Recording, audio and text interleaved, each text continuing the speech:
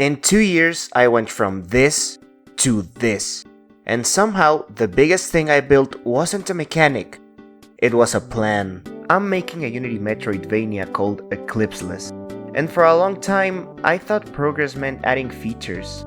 But after 2 years of mistakes, crunch, and one very stubborn "I can totally fix this" moment, well, I finally understand how I should be building this project. And it all started as a mobile game.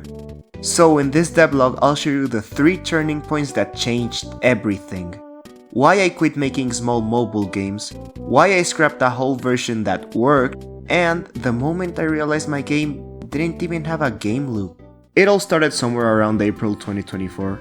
I had just released my first mobile game, Larry Trash, on Google Play.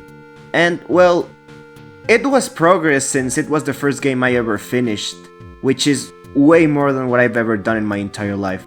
But Larry Trash had one small problem.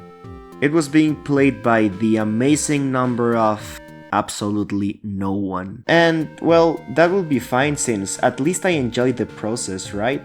Well, no, I don't really enjoy making mobile games, especially hyper-casual stuff. I fixed it, I'm never using URP again, fuck URP, fuck everything. They're hard to market and I felt like I was building tiny boxes forever and no one cared about it. So I decided to risk it. I wanted to make something big. So I just booted Unity and I said, okay, I'll make a metroidvania. Did I have the experience? No! I'm gonna be completely honest here. I'm lost.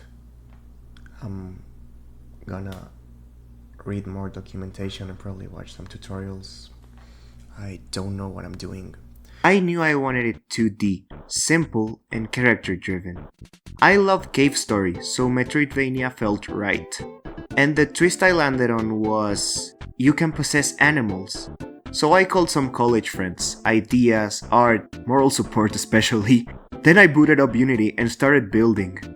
First, I got movement that actually felt good. Acrobatic, smooth, like I could build a whole game around it.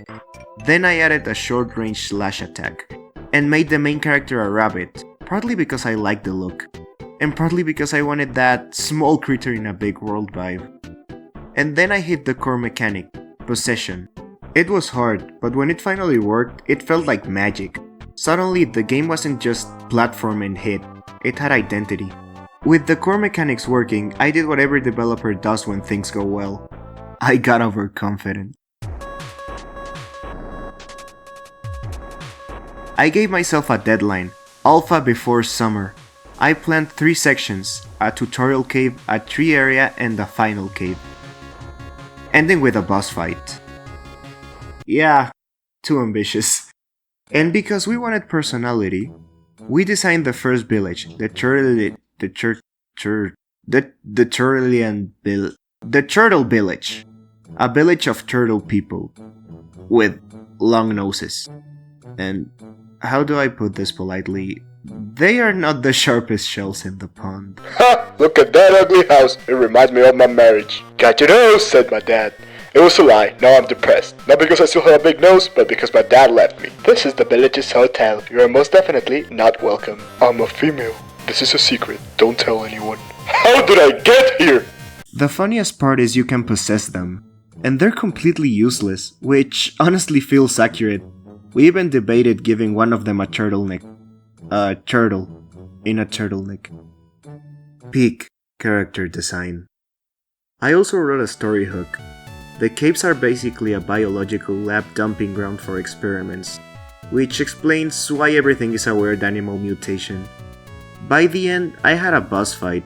The alpha was playable and I felt proud. I gave it to friends for the summer, and I took a well-deserved break.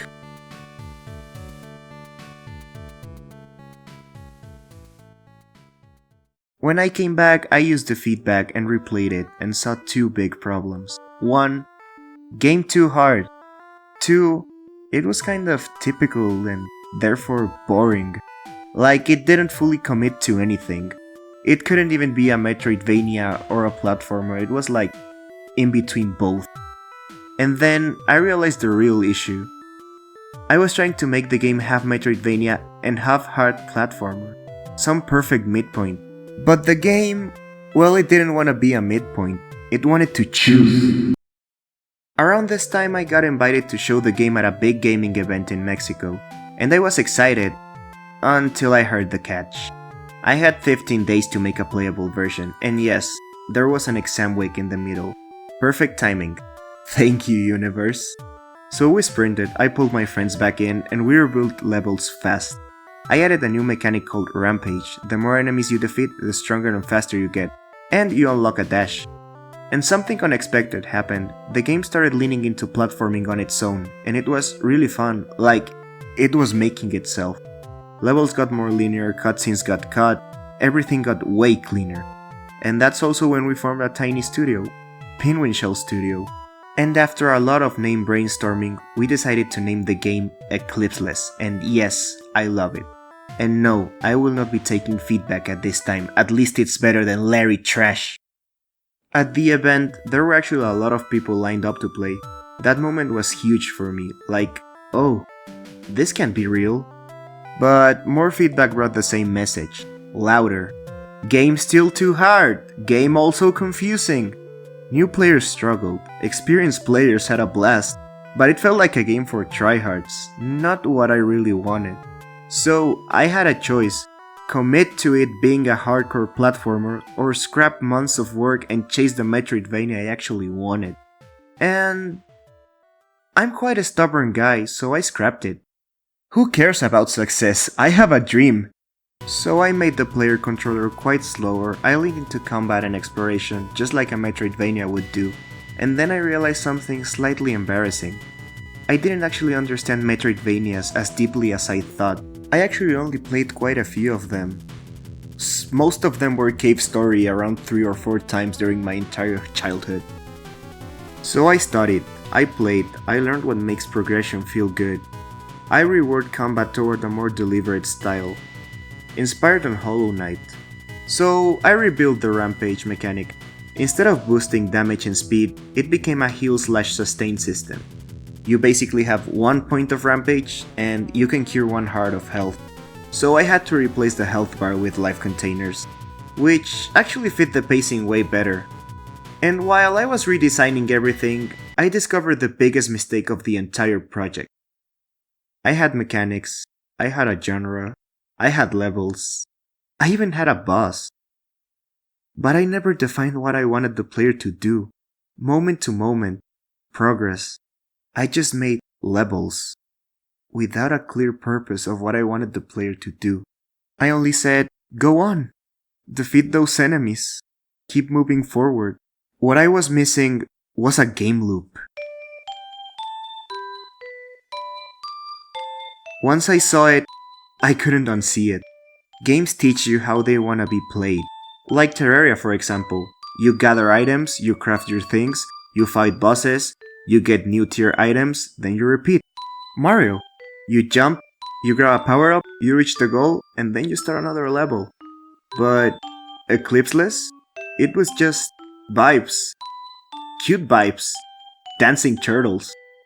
But still vibes. Then it clicked. Caves, sci-fi, electricity, darkness. What if the core loop was about bringing light back? So now the loop is, you explore a new area, you find its light source, you restore the light in that zone, then you unlock some new skills. Restoring light gives you light points, used for a skill tree. And here's the possession twist. Each animal you possess has its own small skill tree. Not overwhelming, just meaningful. So for the first time in almost 2 years, I'm not just adding features. I'm building a system that tells the player what the journey is. And that brings us to where the game stands now. So yeah, that was the journey. 2 years, 3 versions, and 1 big lesson. You don't need to plan everything, but you do need a loop. A clear answer to what does the player do next and why. From here on, I'm posting devlogs of Eclipseless on this channel, so if you're interested, make sure to subscribe. Thanks for watching, thanks to my friends for helping me build this weird little world. And if you want to see it grow, consider subscribing. And Merry Christmas, I guess.